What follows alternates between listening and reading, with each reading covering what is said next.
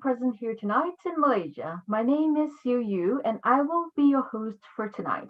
On behalf of the JPO family, we'd like to extend a warm welcome to everyone tuning in for tonight's broadcast. We hope that everyone is doing well and staying safe indoors. A friendly reminder to maintain all good hygiene at all times and maintain social distancing when heading out.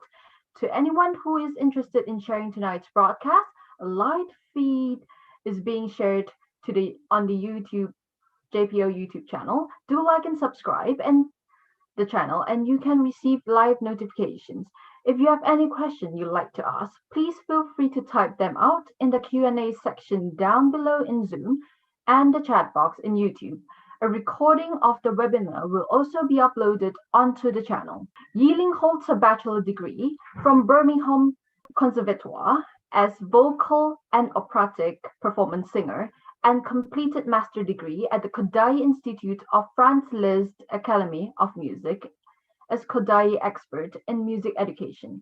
During her studies in England, Yiling won gold medals for opera and lieder category in North London Music and Drama Festival, Ella Cheshire Soprano Scholarship, Margaret Pascoe Singing Award, first prize for Alpine Triglav International Competition, and won first prize Joseph Vingarten Competition for full scholarship in her Kodai education in Hungary. She also passed with the highest marks of records of the recent years for the entrance examination to the Kodai Institute. Yiling also scored 3 consecutive top marks in Trinity College of London performance examinations and was given awards of excellence.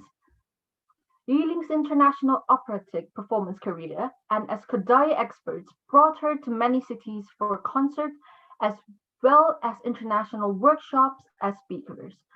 She has been invited to major cities of the United Kingdom, Hungary, Australia, Taiwan, Hong Kong, Singapore, Indonesia, China, Myanmar, Thailand, and Malaysia.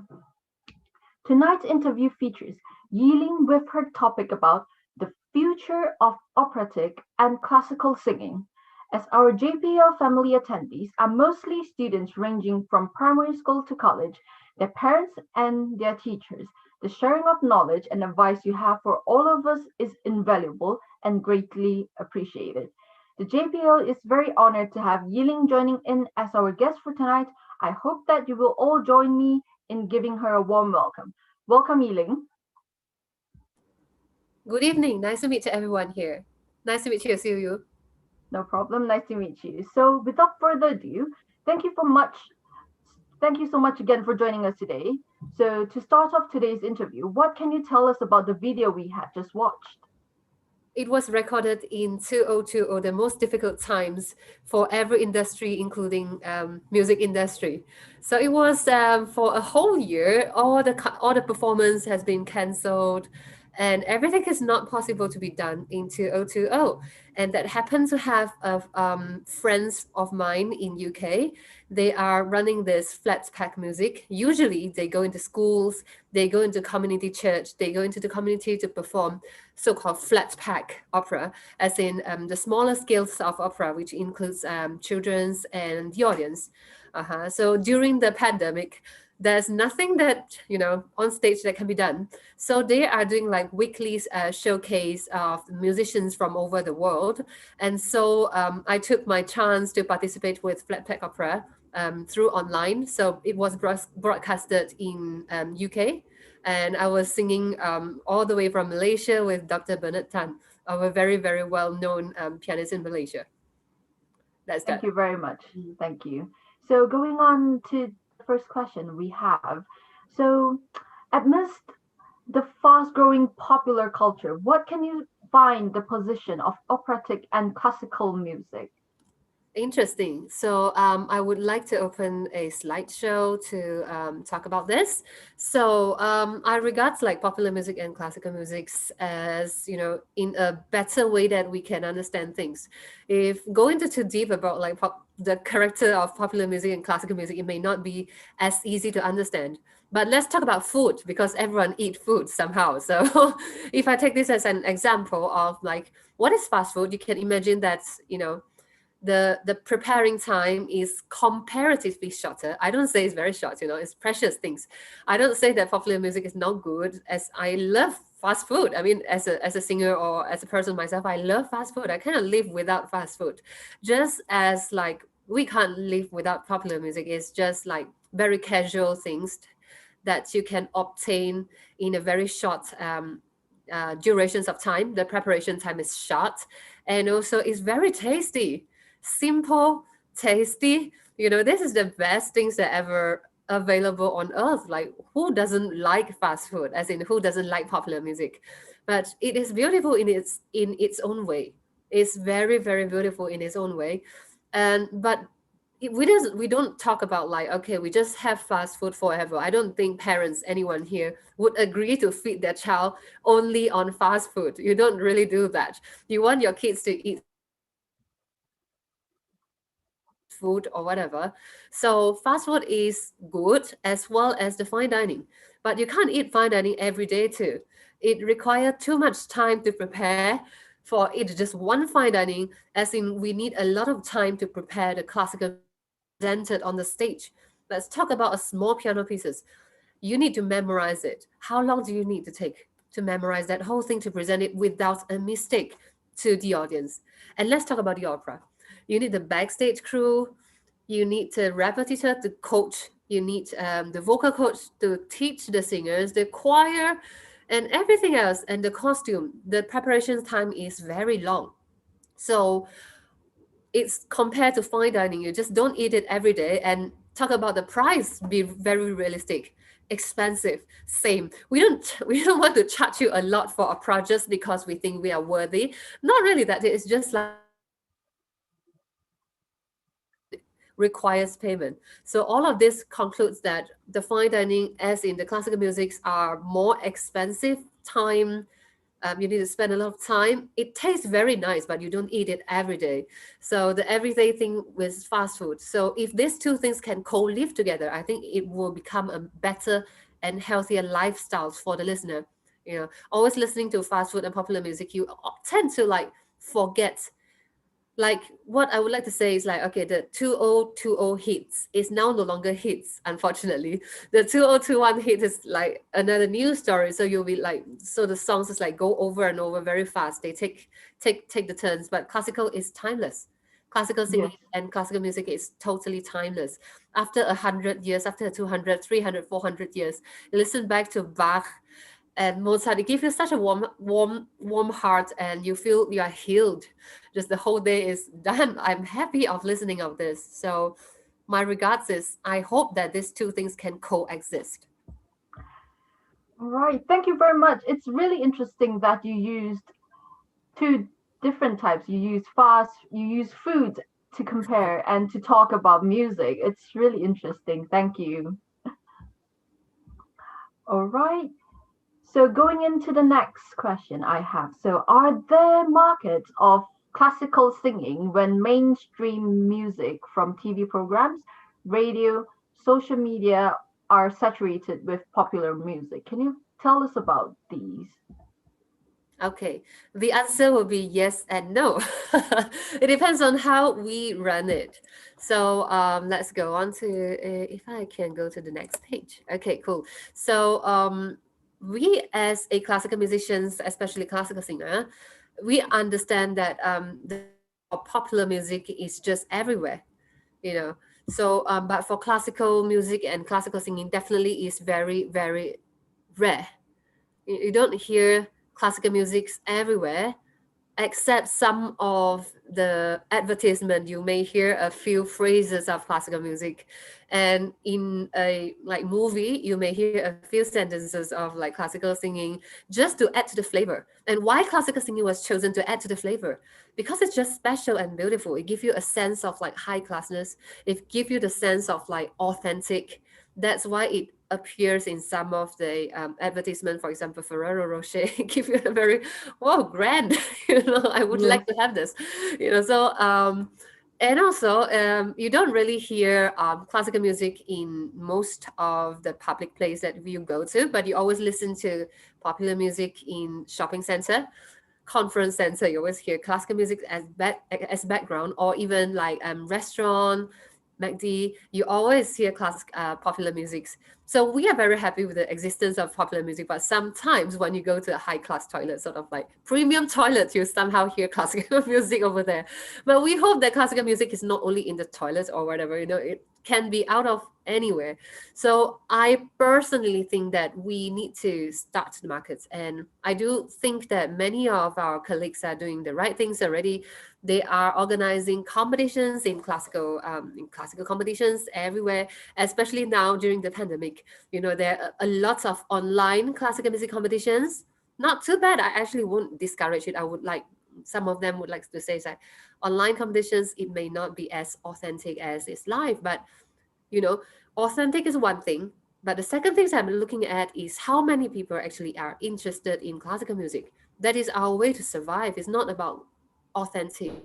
We always believe that there's one word. In many people think that amateur is a word that describes non-professional, but it's actually not. If you actually disintegrate the word and look at the root word ama, ama, it actually means lover. So amateur means a lover of music. It doesn't represent the standard at all.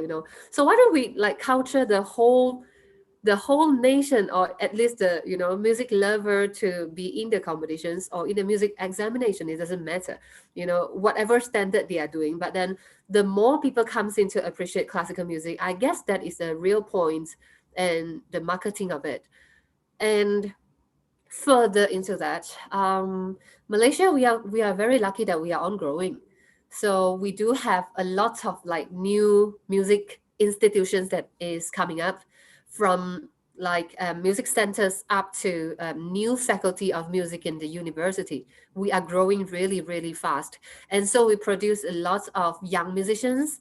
And at some point, I believe that they should go for internship before they graduate. I am sure. I am pretty sure it's that. And I do like to encourage company out there. If you have interns that come to you, I would prefer that you at least pay a reasonable price so that they feel encouraged. It's not about money. It's not always about money, but it's just like how much they are feeling encouraged about that. And you may think about like, you're not even graduate yet. Are you even good to get paid? This is the big issues of that. But then, well, I would like to look at from motivation's point of view. If I am paid, I'm going to pull my standard higher. It's human, okay? We are human, so it's unpaid. Well, okay, paid a little bit, fair price. So I would work. The boss will find that these interns are working very well. They're actually helping the industry. So a little bit of the token is actually very good, and eventually it will also raise the employability for the Malaysian musicians. um, they know that they are able to survive this. Many, like when I was young, I was constantly questions back 10 years back ago when I start to pick up music as my career. And then parents are fine. No, no, some of the friends, family friends, auntie, uncle, music is a real job. Yes. Classical singing can cari makan one. Opera singer, is that even a real job? This is the constant questions that I get. Well, you can say yes or no. As wearing a classical opera singer's identity, I don't really like respect. But talking about employability, we all are in the responsibility of like making the classical singers live comfortably. It's not easy. It's definitely not easy. But then we need to raise the public awareness that classical singing or even opera is beautiful. Worth your time to even watch it. I know it's expensive, but treat it as like when you go to fine dining restaurant during your birthday, uh, Chinese New Year, you eat the abalone, you spend all this money for a special event. Consider public awareness. Consider to spend your money on classical opera too, because it's special, or even like orchestra music. These are all special to your life. Try 1 year, go to at least one classical music. This will really, really refresh your mind. Try not to refuse it first because it's really beautiful. That's my answer on this question.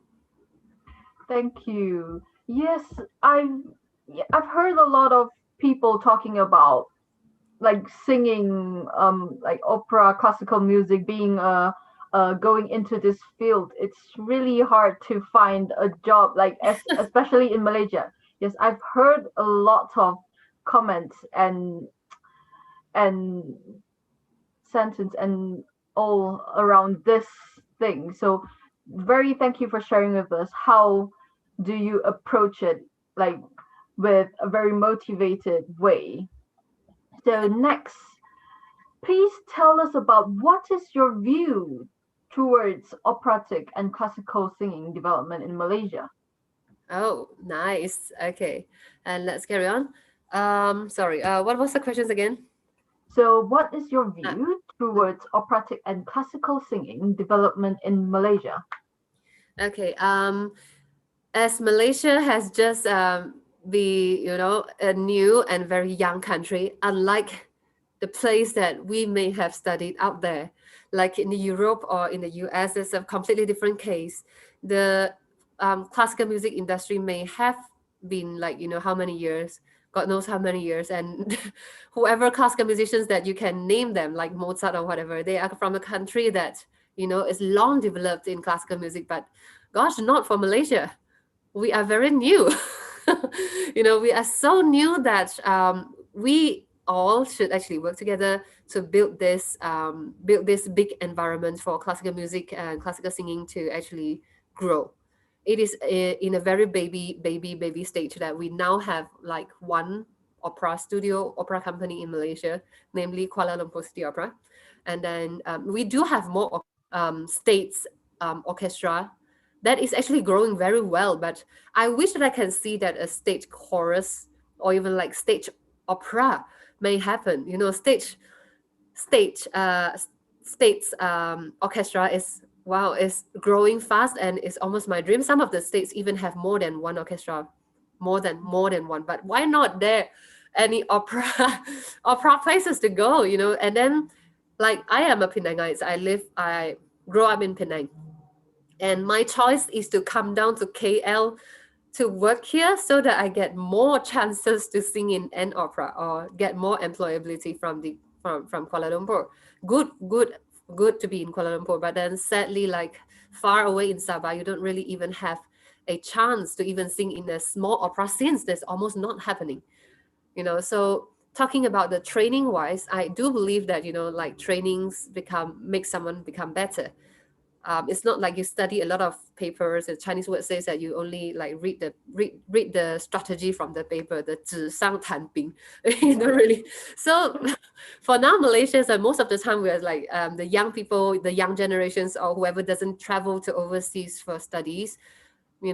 What a shame. They should have exposed to these opportunities to perform more and to experience more in opera singing, but it's not happening yet. And I don't blame that is, you don't do it, not really, but we are actually growing.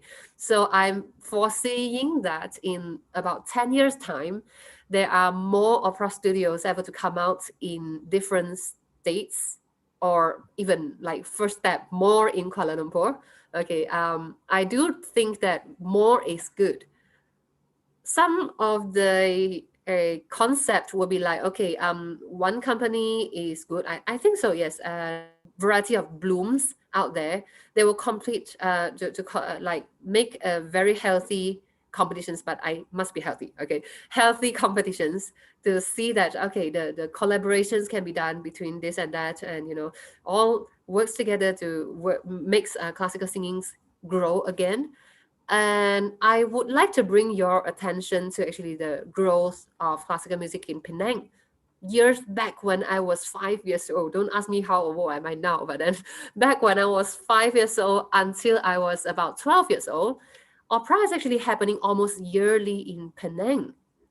To your very surprise, the Penang Art Council was hosting it very well, And then there is starting to have downfall of like, don't know why people start to, don't organize it, and then people start not coming to it. And then when I was young, I start learning singing from 5 years old. Oh gosh, 5 years old. And then I remember back then the competitions, classical singing competitions, everyone singing classical, and I was 5 years old.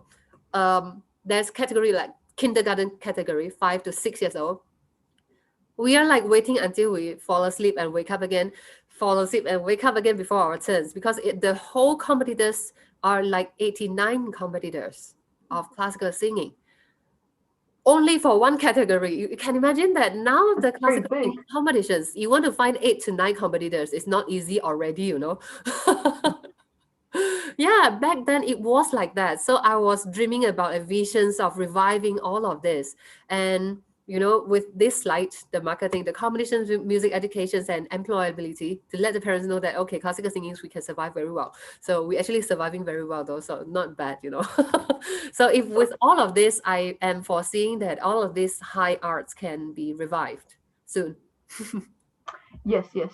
And because now I think um the internet, and because of COVID, Mm, and everyone is online now, so it's a very good opportunity um to go and see and promote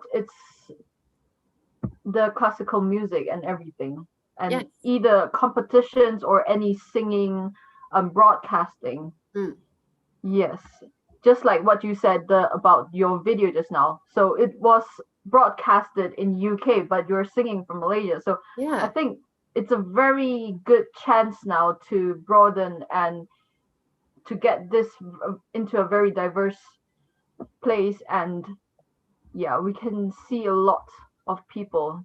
Yeah, So live performance is very important, but raising the awareness during this difficult time is even more important than marketing. I mean, very important to have live concerts. The impact is completely different, but the awareness need to come first before people are willing to spend the money to go into the concert hall.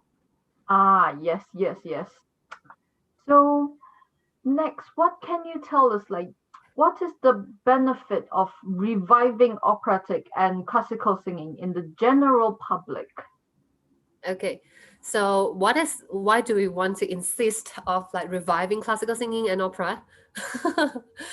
Okay, I would like to say that of course, as an opera singer myself, I enjoy my career as an opera singer, and as from the audience point of view, I enjoy it even more than when I was performing.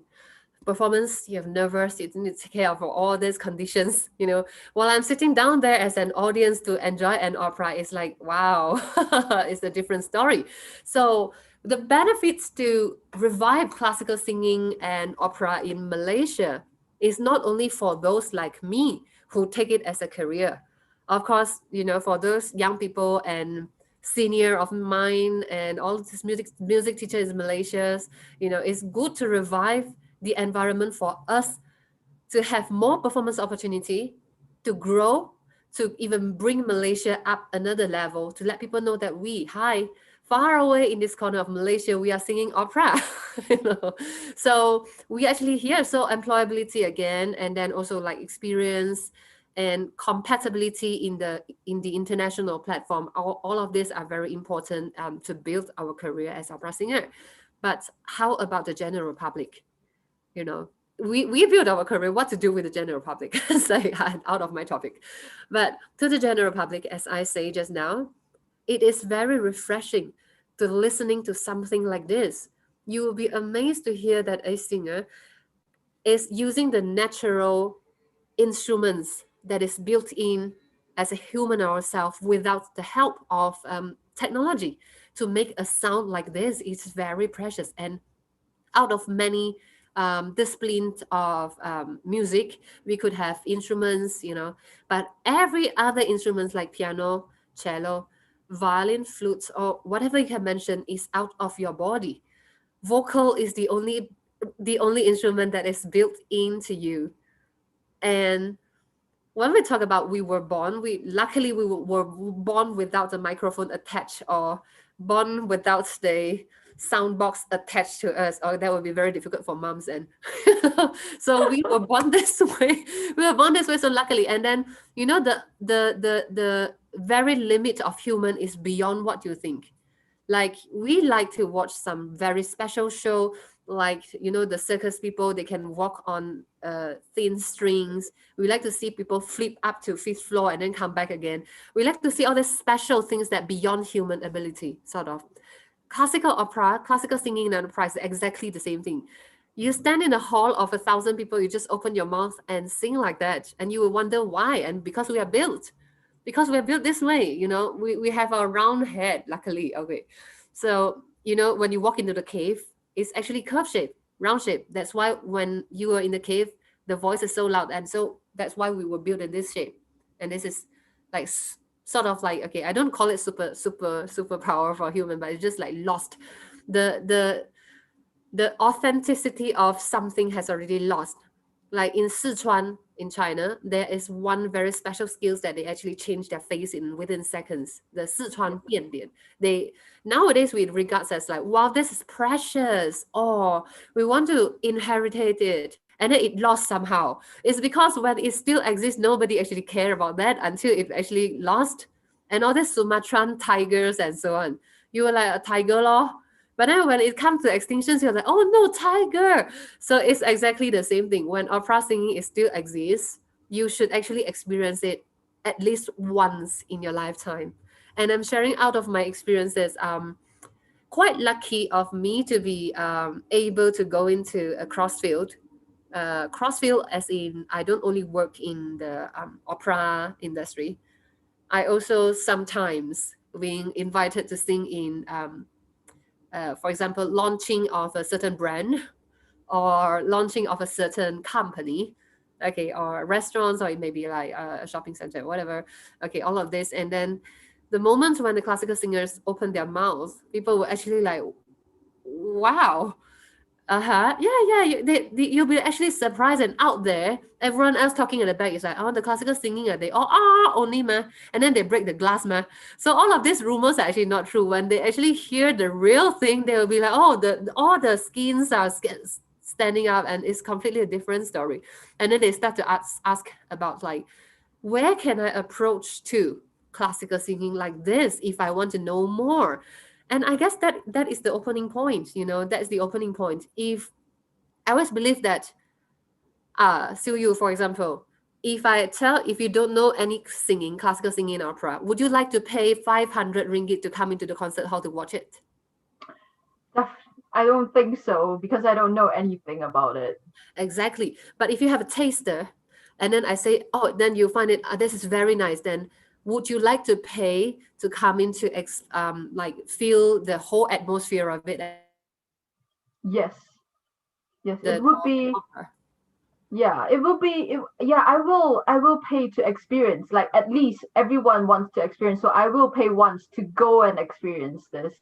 Exactly, but without the taster, you actually won't do it. Just like Yes, movie, we have trailers for movie. It's just a poster. Who's going to watch it? I'm not going to watch it. But then, give me the trailer. I was like, yeah, okay, this is very nice, and I am going to buy the ticket to watch it.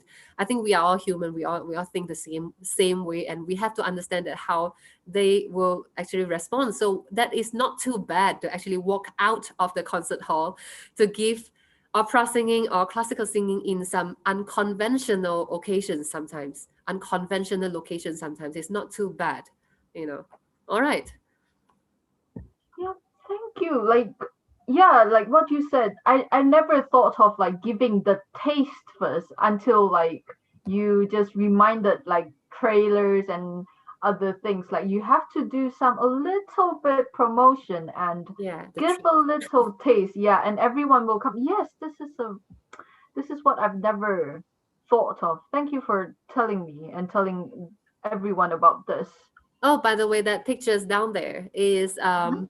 was invited to sing in one of the programs like for ATVs, and just it's not for winning. It's not really going to win a prize for ATV. It's not really, but to it's a popular music genre program. but they would like to invite a classical singer to give a taster of, singing can be in this way. So, and then I think the effects is actually very good. It's very encouraging, you know. Okay, great.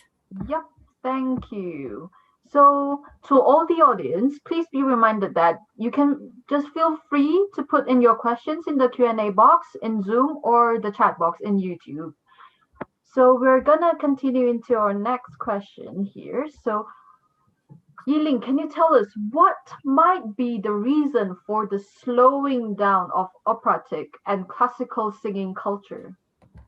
Yes, as I just mentioned that when I was young, when I was 5 to 12 years old, I was exposed to all this classical music, singing, classical competitions, and also opera. I don't only participate as an audience member. I also was from children chorus, opera children chorus. That is a very big and happy memory of myself. So I was like, oh, cannot forget that I was once a gingerbread when I was young. All this memory are like so good. And what is the reason of slowing down? So what can we do? What can we do? What can we do about that? And first of all, why does it go slow? Why does it go slow? When the popular music comes into Malaysia, at first we only have Taiwan pop. It's very common. Wang Fei and all this are very common. And then also Cantonese pop from Hong Kong. So we know this Zhong Hong Yao or this Zhang Xueyou and Liu Dehua, all these very famous Cantonese singers, and then when the choice is a lot, when the choice is a lot, like when I was in 12 years old or plus and Japanese pop comes into Malaysia, and then you have K-pop coming to Malaysia later. So that's already saturated. The music field is saturated with even different types of choice of popular music. And then talking about classical music and staging and opera, you need a lot of funding. Money is the key point. So that's why when in during the 1997, when the economic strikes in Malaysia, many industry has been affected, as well as the Malaysian um, art industry start to be affected. It used to be like many patrons, many big companies, they are actually the patrons for the operas, but not quite for later on and now.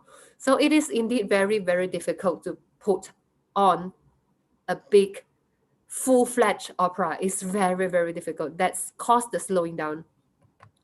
So when there are limited funding, so there are not so much of opera being presented, and so people are almost forgetting about the existence of opera. And when you are not exposed to something, you don't love it. You only love things that you are exposed to. You don't really love things that like out of imaginations, like out of nowhere. It's just like when we were in Europe, it's like opera is like almost like every week or every month. So we are exposed to those kind of environments, and therefore we love it. But in Malaysia, it's a different case.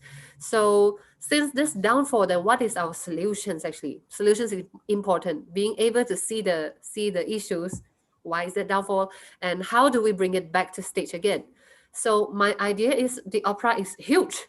Opera is huge to host, very, very big. It's not easy to revive opera just like that. But first of all, let's revive classical singing or classical music first. When we talk about the whole orchestra is difficult, then how about a chamber? Then how about a small group of singing first? When we talk about, okay, you want to sell out the whole auditorium of audiences, the tickets of the whole 500 or even 1,000 hall is difficult. But how about start small? Start small and many times. For example, we can have a 20 people soiree singing classical music. Bring your friends, bring whoever who is interested. 20. And therefore, there are many teachers out there in Malaysia. I would like to encourage you out there. Hi, you're listening. Make soiree for your students or make soiree for yourself. Make salon concert for yourself. The venue, small, intimate, good. Why not? Look at that. When we have a concert of 20 people here, 20 people there, 20 people here, 20 people there, in 1 month, we can have already like how many? Let's say minimum. We don't say the dream numbers. Let's say four. If we have four, then we have 4 times 20, we have 80 people come to know about a classical music. Second month, another 80 people comes, 160 people come to know about classical singing. The chances of it to grow the general interest, to grow the general awareness about classical singing, and eventually, when a full stage opera is put on, people will be like, aha, now I have a chance to watch a bigger one. Wow. Then they would have feeling like more interested to come than if you ask me to go something that I never even know, it's like very distant. I'm listening to pop music. Suddenly you ask me to buy a ticket for opera. Nope, right there. So if I classical singing soiree, okay, I went there, I listening, I know classical music a little bit. I went to a concert. It was short, half an hour, only 20 audiences, but I know that the sound is beautiful. Oh, there's an opera now. Let's go and watch it. You see, it's a different layering. So don't be afraid to start small.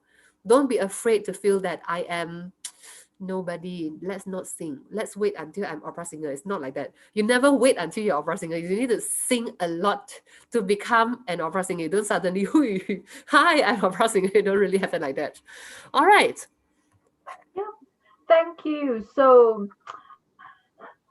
we have to go to our last question here. Oh, cool. So yeah, before we move into our Q&A section. Okay. So, as you may have heard, the Jesselton Philharmonic Orchestra has involved itself in a variety of activities. So, on behalf of the JPO, we would like to ask about your views on the JPO and the activities we have. So, additionally, how would you suggest the JPO and its members to further improve itself? I was very, very, very impressed about what JPO has done actually. JPO is a very established music organizations. And the most impressive things is actually when the whole world got into MCO, and then many of these organizations of music has become slowing down and not putting up like events or even like waiting for the chance to relaunch. But JPO has almost never stopped anything. And the fact that they involve from students, young people, to amateur, just like what I say just now. And then they also involve the underprivileged to have a chance to even like know music, and also the professionals to give talks and to give like performance. All of this is already what do you ask for? It's involving the lowest possible up until the highest possible. It is really great. And then we all other than JPO, all of us should actually look up to this standard, never stop, and then never to afraid that even a small crowd is good. Never afraid of small crowd, big crowd, small crowd. We are doing music, we should not stop. And yes, I just started a Malaysia 88 also for young musicians, and my inspirations comes a lot from JPO and what they do. You know, even it's like when things is not possible to be live, why not we actually do it online? So this is our aim and our visions to learn, from experienced personnel and experienced organizations. All right. Thank you very much. So, moving on to the Q&A section. So anyone, if you have any questions, feel free just to type it in and we'll answer all the questions as possible within the timing. So here, someone, Mm-hmm. there is a person. Oh, I think you might know this person. So Oh. it's Wayne Lau. Oh, hi. So he asked, do you have any experience about community or someone will make a comparison between a music major and a non-music major through a graded exam board to measure a music major capability? Okay, yes. Okay, I understand the questions. Let me rephrase again. So you're asking on behalf of many people. Actually, many people would like to hear opinion about this. So you like, okay, I'm a vocal major and somebody else is not, right? So does the examinations define the ability? right? This is actually the question. So let me answer this. Also, the answer is yes and no. Why? In Malaysia, then yes, because Malaysia they like to look at certificates. Certificate represents a lot. Face that we are in Malaysia. Okay, so in Malaysia we actually need a lot of the certificate to prove that we are capable of working, we are capable of singing from that paper, and then to build a good profile so that boss will actually employ us into the company. And especially you want to be a like music teacher in the future, for center is still okay. If you're talking about international school or higher institutions, then you definitely need a lot of certificate, the more the merrier. Okay, but personal thinking, okay, let's push it further. Okay, then out there, okay, out there, what is happening out there? Then first, out of Malaysia, what is happening out there? So this is the case when you apply to an overseas institutions to do your studies, right? So what they want is you pass everything in your SPM or STPM or A level or anything equivalent. You know that you are able to study, and you are a good result doesn't mean that you are smart or whatever. Just they just want to look at the result, as in you are a responsible person for what you are actually studying. That's the point of looking for a reasonable result. You don't have to score all A's. It's just like being a responsible person. And then the entrances, it depends on the day of your auditions. You bring 10 certificates, thank you, but it doesn't represent anything. If you fail your auditions on the day, bye. Okay, so you just bye. So out there, even like you are going for audition for opera houses out there, it's always the audition itself. It's always the auditions. The paper is good to build your profile. And I really regards examinations as personal improvements. I go and take exam because I want to know what standard am I already. I go to test myself whether grade 5 I can pass or not. Oh, okay, I grade 5 distinction can. Then how about I take grade 8? Maybe I fail. Okay, so that's the way you actually measure yourself, but never take it too like without it, it will just damage you, or it's something important.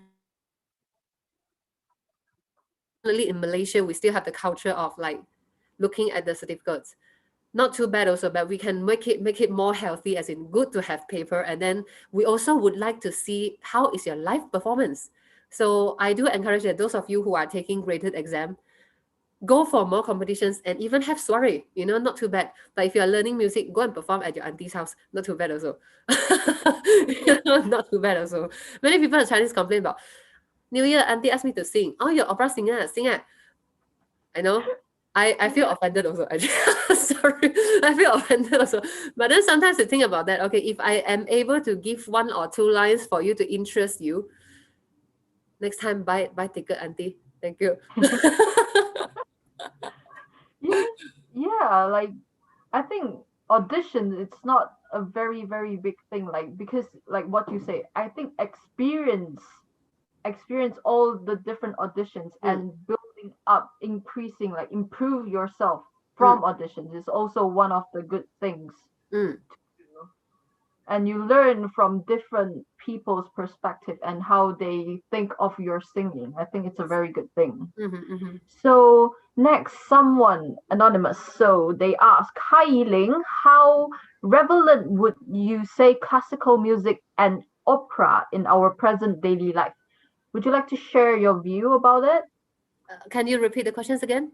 So how relevant How relevant? is, like, would you say about classical music and opera Mm. in our daily life now? Okay, so actually, I would like to bring to your awareness that many of the opera themes are taken as a movie theme. It's exactly the same. You watch like movie about Julius Caesar. We have opera about Julius Caesar. You watch it, just Hansel and Gretel. It has been for many versions of it. It has been taken in the film. We have opera versions too. Okay, if you like to watch like love story, epic love story, like all those Korean movies, like oh, cry until you. We also have these kind of things. And you want to watch like very heroic theme. We also have fighting. You want to know about like more creepy things like, okay, horror movie? We have opera about ghost. Yes, we have everything. We basically we do have everything. It's just another kind of entertainment options for you. I won't say that, oh, you must watch opera, otherwise you out or whatever. Not quite. But then it's a good experience to watch this. And then, when you watch from movie, you would say like, why don't you watch drama? Sometimes, the drama, the 戏剧, so no singing one, but the talking one is very, very nice to watch, but not everyone is interested in those because it's like sort of high art. So while you are watching movie, do notice that there are background music that is played by orchestra, and also there are singers that make the background sound. Yay. Okay, I'm a big fan of The Lord of the Ring. Look at the music, it's like so beautiful. Without singer, without the classical musicians, without the classical instrumentalists, and without the classical singing, it won't be like, so wow, you watch it as if feeling wow, it just match the image so much. So classical singing and opera is exactly the things that actually come live in front of your eye. It's like the character walk out of the screen and presented in front of you. So I would like to encourage you to actually feel encouraged to go to and watch a movie, and watch the opera, so that you feel that it actually makes your life so much impactful. All right. Yes, Any more thank questions you. for that? Mm-hmm. Yep. Mm, Next, like someone asked, like okay. what you have mentioned, one of the challenges to put up opera performance is funding. Yeah. So having to say that, what would you suggest to overcome this challenge on funding? Yeah. Oh, nice. Okay. Then this one, I would say that, musicians, we all face our own life. We are poor. We don't make a lot of money we don't make a lot of money, in our daily job. It's not to say we are poor, but then we just not capable of paying up for the whole opera. It's not possible. Okay. But how do we overcome it? This is a good question. So we actually should walk out of the opera house first, or walk out of our own dignity to go out to meet people. Like, there's possible that a company may support, you know many years back in Penang, I believe that the company that support the operas, many operas in Penang, was a chemical company. It's not a music company at all. It's a chemical company. So that is why we need to make the awareness wide to the industry, so that even they appreciate music too. Therefore, they are the one that have the power and have the funding to host these sing ups. And I do believe that even the chemical company, who don't need classical music, you need something refreshing in your life. It's not too bad for outside any company to actually host a concert like this. And the world famous opera competitions known as Cardiff International Singing Competitions, the most famous one on earth, who was the sponsor and who is the sponsor of that? Rolex company is the watch company that support this activity. So funding never really need to come from the musicians itself. It's about the cross-field collaborations. What can we bring for them? The community service. We bring a good chances for them to expose to these beautiful things once in a lifetime, or even once in a year. Like, find cuisine, remember this word, you always need this, right? Company, worker, boss out there, you need this, a treats for your own life. And for us, thank you for supporting art industry and so on. And second, but not least, we need to make the awareness up to university standard, or organizations, or the government sectors, so that they definitely have some art and cultural funding. Like this time, we are very lucky to have Chandana to support some of our events, which is also a company which works on the revival of arts, every sort of arts, like hand arts, craft, singing, um, even like any kind of arts, in reviving all of this during the difficult time for the MCO. So there are already company and private sectors, and also people who are interested in hosting. Just host musicians, take up your courage and do something, so that those of them who would like to support are available. Yes, Yep, thank you very much. This is welcome. hmm, like a very good sharing about not only music, people who does music can sponsor people who are doing music, but it was different fields, people from the fields and company from the fields who sponsored Yes, everything. Yes. yes. So, and another one, someone asked, hello, have you been, because you have been talking about awareness before everything else. So, what do you think one can do to increase the awareness? Okay, I would like to I would like to suggest that this all of this we have to work together. It cannot be from me myself, or the community that I'm working with, as in my students. All of you out there, so classical musicians, we should actually raise the awareness by promote our own standard first. We need to be up to standard. Before you talk about awareness, the first thing to do is to equip yourself with good standard, so that you won't, classical singing is very, there is a gray line for classical singing, no joke, like violinists. I would like to bring violin as a sample. Before you know how to play it, sounded like killing chicken. Until you know how to play it, then it sounds really nice. Wow. Classical singing is almost in the gray line like that. Before you know how to sing classical songs properly, you may sound like, the pot is cooking water, and or somebody drag a chair on the floor. It may well sound like this. So before we become ambitious ourselves as classical singing, to spread the awareness, the first things as classical musicians we have to do is to raise our standard to a next level up.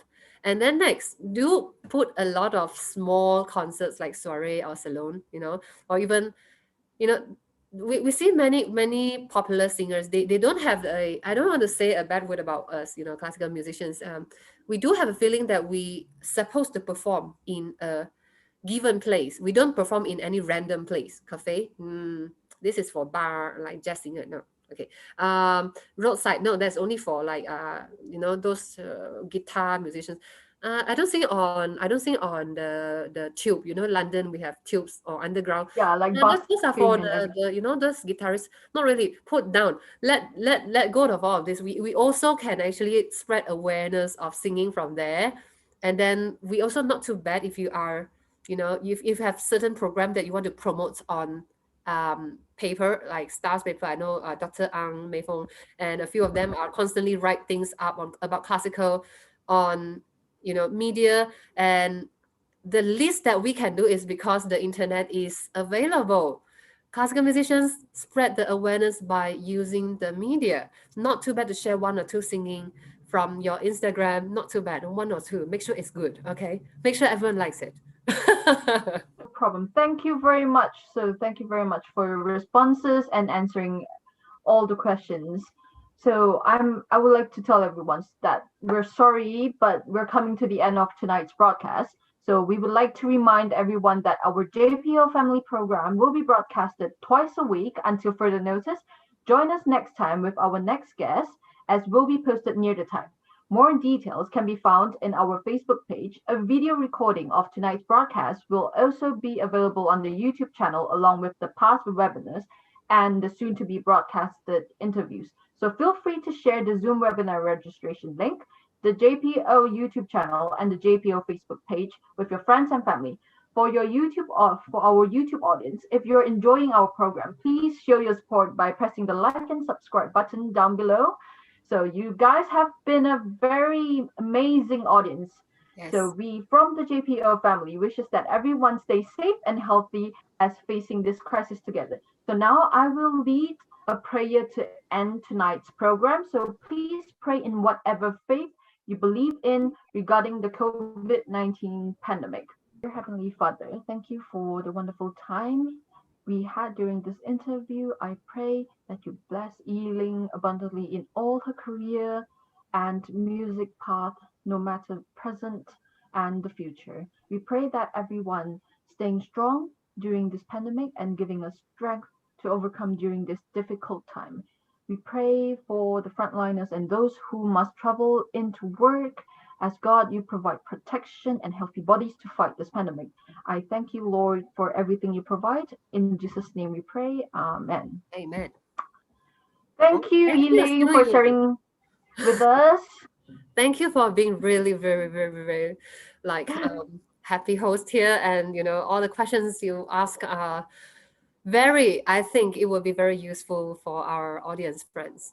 Yes, I hope everyone joining us tonight, you've learned and gained knowledge about opera and classical singing. So I'll see you and see everyone next time. So good night, everyone. Bye bye. Good night. Bye.